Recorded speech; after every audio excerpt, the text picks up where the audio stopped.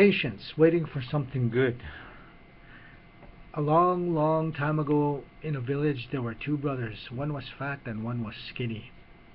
The fat one was called Winos, and the skinny one was called Kawakatos. Winos loved to eat, but he had no patience at all. Kawakatos didn't eat much, but he was very, very patient. One day a very wise old woman from the village noticed that there was no food left for the people to eat. Even the strong and brave hunters could not find any food for their people. The people of the village thought that the buffalo had left them. The elders became scared and worried about the children's hungry bellies. Soon after, the children started complaining that their stomachs were sore and they wanted to eat. The people started to dig into their storage bags and shared with each other their last bits of pemmican. Winos and Kawakatos were worried about having no food for their people. They were older than the other children and wanted to do something to help their people. So Winos and Kawakatos decided to go hunting. They packed their bows and arrows and snuck out of camp. Winos and Kawakatos were very proud of themselves as they left the village behind to help their people. The sun shone on the village as they started their adventure. Their moccasins quickly became wet from the melting snow. Winos, because he was bigger, fatter, and out of shape, began to complain that he needed to stop and take a break. Kawakatos did not listen and told his brother to keep walking. As time passed, they began to have a hard time. Their moccasins were too wet and their feet were too cold. They stopped and climbed some big rocks by a pond, hoping to see their village and where they were on the land. They wondered to themselves what to do. Winos began to cry and asked his brother to help him. Kawakatos was more patient and stronger than his brother. He told Winos to be quiet and reminded him to think happy thoughts. Kawakatos felt something was watching over them. He felt the sun was taking care of them. Kawakatos took out his drum and began to sing. Winos began to sing as well. The song they sang was taught to them by their father.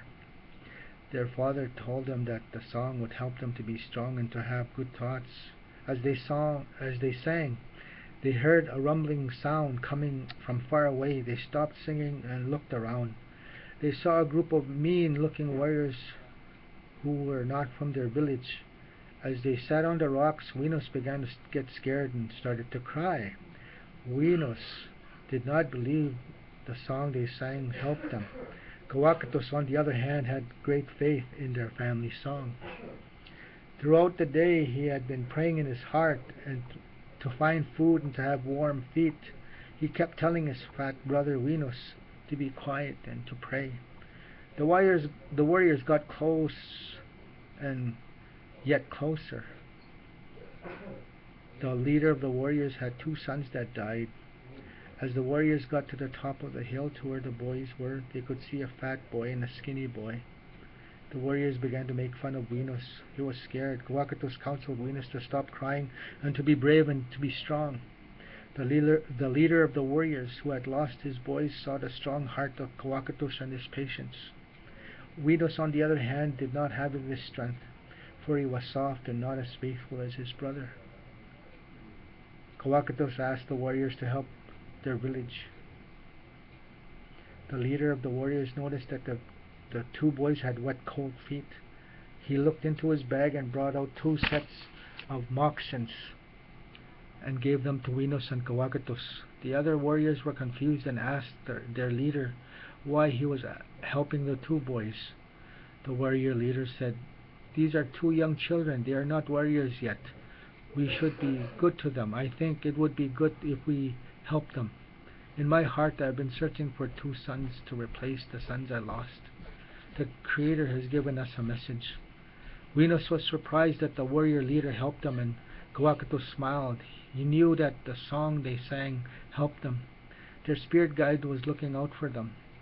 The warriors decided to take the boys to their village where the Nehiwak lived. Meanwhile, the Cree people were scared and upset because Winos and Kawakatos were missing. They worried that someone had come into camp and kidnapped them. All of a sudden, the Nehiyawak heard a rumbling sound getting closer and closer. They went and looked far out into the flat open land. As the sound got closer, they saw the two missing boys. One of the Cree people spoke the language of the warriors, so the Nehiyawak and the warriors spoke to one another. As they spoke, Winos and Kawakatos listened very carefully. They watched every move while the Cree man and the warrior spoke to each other, hoping they could understand. All of a sudden, they noticed something changing in the two men's faces. Yes, something was happening, perhaps a miracle. The warrior leader told the Cree man that the two boys created a loving feeling in his heart, which he was grateful for.